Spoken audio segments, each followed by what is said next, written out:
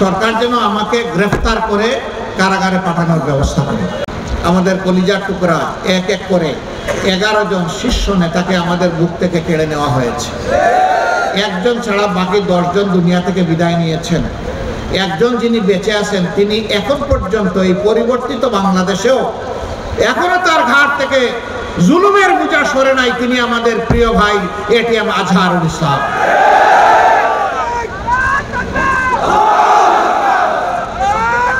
আমরা সরকারকে যথেষ্ট সময় দিয়েছিলাম।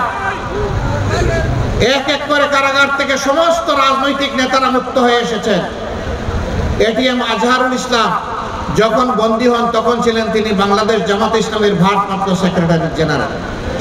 আমরা সরকারের কাছে স্পষ্ট জানতে চেয়েছি তিনি এখনো কারাগারে কেন? মিথ্যা মামলায় যার উপর জুলুম করলো আওয়ামী লীগ, এখনো কি সেই জুলুম চালু থাকবে? এই জন্য এই দলের একজন ছোট্ট দায়িত্বশীল হিসাবে আমি ঘোষণা করেছি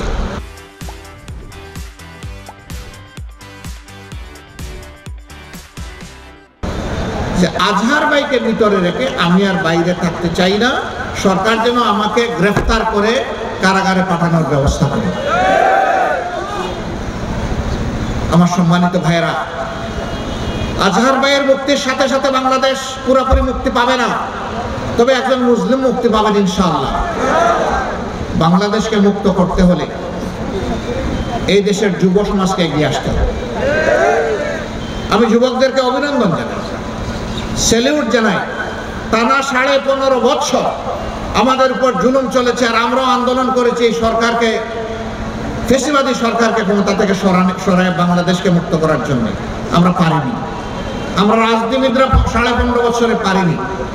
কিন্তু সেই সমস্ত কষ্ট, দুঃখ, যাতনা, জুলুম একত্রিত হয়ে যে শক্তি তৈরি হয়েছিল আমাদের ছাত্রদের নেতৃত্বে, সেই শক্তির বলেই আলহামদুলিল্লাহ বাংলাদেশ মুক্ত হয়েছে ফ্যাসিবাদের কবল থেকে।